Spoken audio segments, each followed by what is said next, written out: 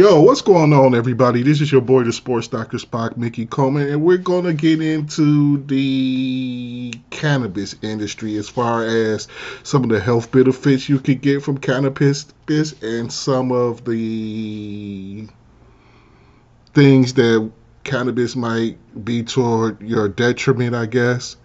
So let's get into it. We're going to get into the legalization and everything about cannabis in this video right now. All right, let's talk about cannabis in 2025. You might have heard it's basically legal everywhere now. But is that really true? Let's break down exactly where it stands, what it can do for your health, and yeah, what you should watch out for. First, the legal map. As of mid-2025, recreational cannabis is legal in 24 states plus Washington, D.C. That's nearly half of all U.S. states. Medical cannabis? Even bigger. 39 to 40 states in D.C. have some kind of medical program, depending on who's counting. And the list is still growing. States like Iowa, Texas, and Virginia are actively debating legalization as we speak. So, if you're considering cannabis, always double-check what's actually legal where you live. The rules can change fast. Now, what about the health side? Cannabis isn't just about getting high.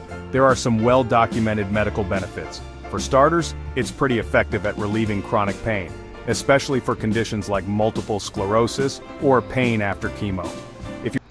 So the chronic can help you get rid of chronic pain. And there are a lot of people in this country, as far as the United States, living in constant pain. Whether it be former construction workers, professional athletes, people who have been in car accidents or accidents at wherever they may work, are living with a lot of pain, and a lot of people choose to use recreational or medical marijuana for those, or medical cannabis, I should say, for those issues. If you're dealing with nausea from chemotherapy, cannabis can help there too. And it's known to boost appetite for folks who really need it. Some people find low doses can ease anxiety, like those pre-speech jitters. CBD, one of the non-psychoactive compounds, can even help control seizures in severe childhood epilepsy. And get this, in places where cannabis is legal, doctors are writing fewer opioid prescriptions, which suggests cannabis might have a role in harm reduction. Some early studies show anti-inflammatory effects, and CBD might help with blood pressure too. But let's be real, there are risks. Regular cannabis use, especially if you start young. Before we get into the risk, I didn't know it was good for your blood pressure. Now, I'm not really a cannabis user like that. I will use once in a while. I haven't probably in a couple of years or whatever, but I do have high blood pressure. I'll be coming to work all happy and shit. People be like, what's going on with you? Is linked to memory issues, lower IQ, and even higher risk of dependency. Around 1 in 5 regular users develop what's called cannabis use disorder. There's also a real mental health risk. Heavy or frequent use can trigger anxiety, depression, or even psychosis, especially if you're already predisposed. And for your body, cannabis users have a higher risk of heart attack and stroke. Almost 30% more for heart attacks and 20% for strokes. Smoking it isn't harmless either. It raises your risk for chronic bronchitis, and vaping has caused lung injuries in some cases. Chronic heavy use can cause a nasty condition called cannabinoid hyperemesis syndrome, basically severe vomiting that sometimes lands people in the ER. It can even mess with male fertility and cause developmental issues if used during pregnancy. So where does all this leave us? See, I know people say it's harmless, but it raises your risk of heart attack.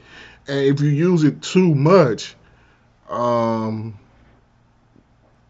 people use it for their anxiety, it can make it worse.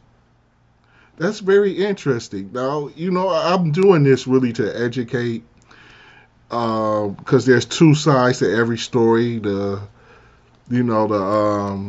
stoners say it's completely harmless, and some people say, wait a minute, too much of anything can be harmful. Go ahead. Cannabis is legal in more places than ever, and it clearly has some medical upsides. but it's not risk-free, especially for young people or those with health issues. The bottom line, know your state's laws, talk to your doctor before trying it for health reasons, and always weigh the potential benefits against the risks. If you want to stay up to date, check out resources like cannabisbusinesstimes.com or your state's official websites, and if you've got thoughts or questions, drop them in the comments. Thanks for watching, and stay informed. Yes, thank you for checking this video out. And don't forget to like, share, subscribe, and yeah, let's have a discussion about this. What are some of your guys' input on the use of marijuana? Do the risk outweigh the reward, or do the reward outweigh the risk? Either way.